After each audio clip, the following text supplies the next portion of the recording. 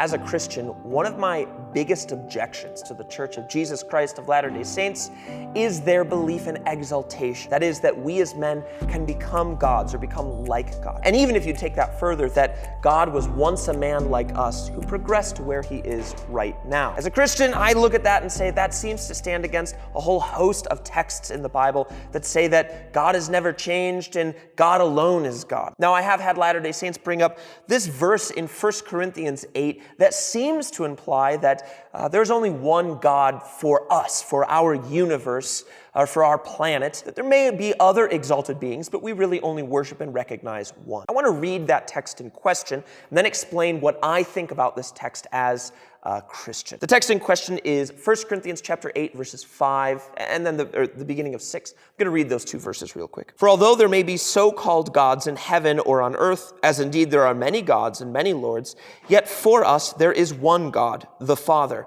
for whom are all things and for whom we exist, and one Lord, Jesus Christ, through whom are all things and through whom we exist. Ultimately, the reason I think this can't apply to the idea of exaltation is because of the context of what Paul is talking about. If you just go back a single verse to chapter 8, verse 4, here's what Paul says. Therefore, as to the eating of food offered to idols, we know that an idol has no real existence and that there is no God but one. The issue here was the issue of meat sacrificed to idols.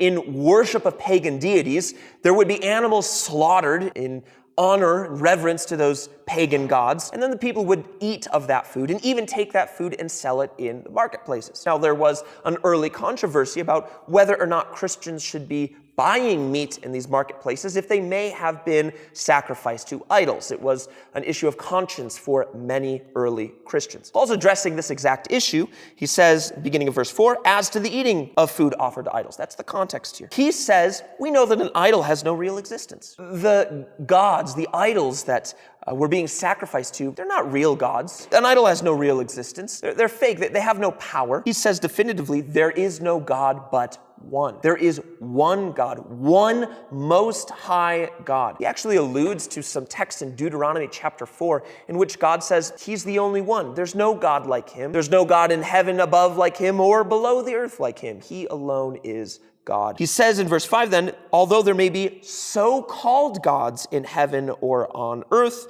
as indeed there are many gods and many lords, there's a whole host of pagan deities. There's a whole host of idols that are so-called gods. They're not real exalted beings. They're not real gods. They're just pagan made-up deities. They don't have any real existence, though there are many gods that people worship. That's what he means by there are many gods and many lords. These are the so-called gods of the pagans. They're not like the Most High God. He says then in verse 6, yet for us there is one God. The for us there is not in reference to this universe or this planet, but in reference to us as Christians. As Christians, we don't recognize the pagan gods. We don't recognize the pagan deities. We recognize the singular God of heaven and earth. When I read this text, I really don't think you can make a strong argument that the for us here should be applied to this universe or this planet.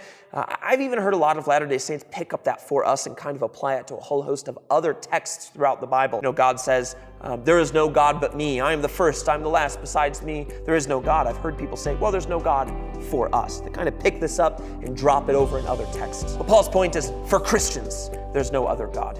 We don't recognize the pagan deities, and thus that influences how we should think about this issue of food offered, sacrificed to idols, whether or not we should eat that meat.